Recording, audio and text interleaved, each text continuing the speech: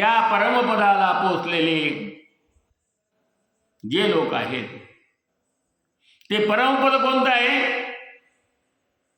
न तद भासयते सूर्यो न शशांगो न पावका यद्गत्वा ननुवर्तन्ते तद्धामं परमम्.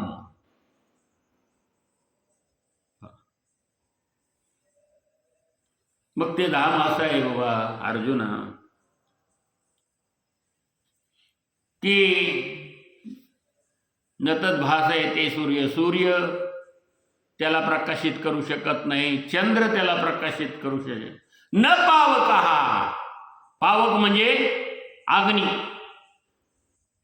अग्नी त्याला प्रकाशित करू शकत नाही. मग त्याला प्रकाश कशाचा आहे? काय तिथं सोलर सिस्टीम बसवली का काय हो भगवंताच्या धामाला? जशी आपली पृथ्वी आहे ना तसा तो गोलक आहे भगवंताचा.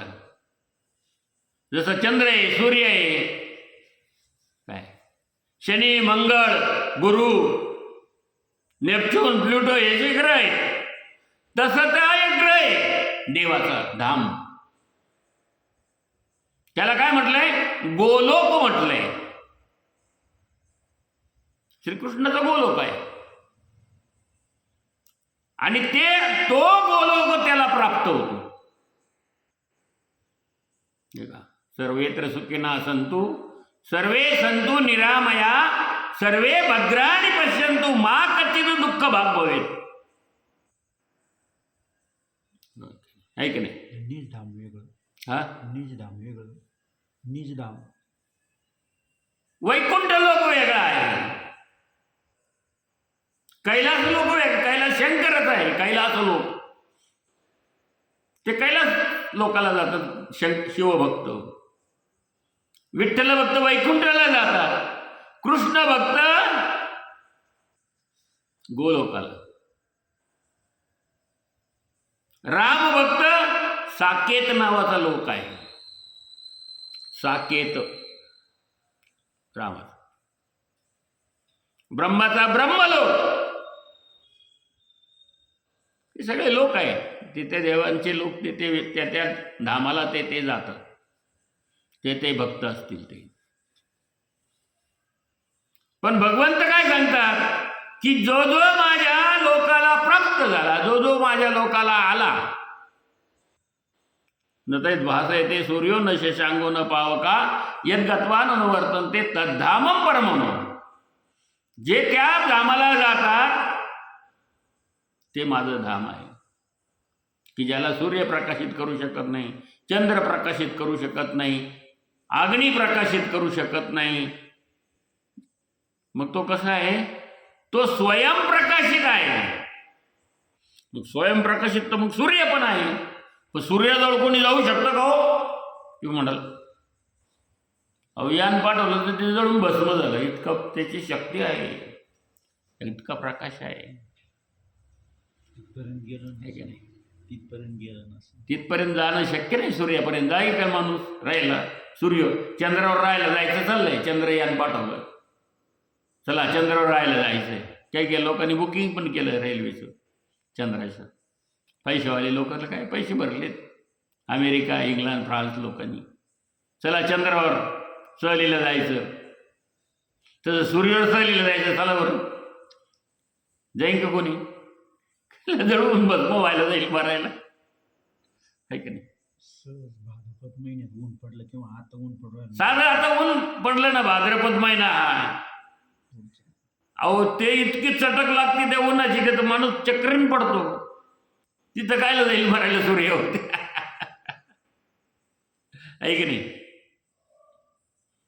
तो लोक भगवंताचा जो आहे तो सूर्यासारखाही पण नाही, तो चंद्रासारखाही नाही. तुम्ही म्हणाल की चंद्र आहे, शीतल आहे, असं आहे, तसं आहे. पण चंद्र परप्रकाशित आहे. चंद्राला सूर्याचा प्रकाश आहे, जसं पृथ्वीला सूर्याचा प्रकाश आहे. पृथ्वी फिरली, सूर्य मागच्या बाजूला गेला की इकडं अंधार पडतो, तिकडं उजेड पडतो. आता अमेरिका, इंग्लंड, फ्रान्स पण तिकडं प्रकाश आहे, तिकडं सूर्य उगवलेला आहे. आपल्याकडे रात्र झाली आणि आपल्याकडे दिवस उगवला का त्यांच्याकडे रात्र होते. असं आहे. पण तो गोलोक असा आहे भगवंताचा की तो स्वयंप्रकाशित आहे आणि त्याचा प्रकाश कसा आहे? निळाशार, आल्हाददायक आहे, सर्वांना आनंद वाटेल अशा प्रकारचा.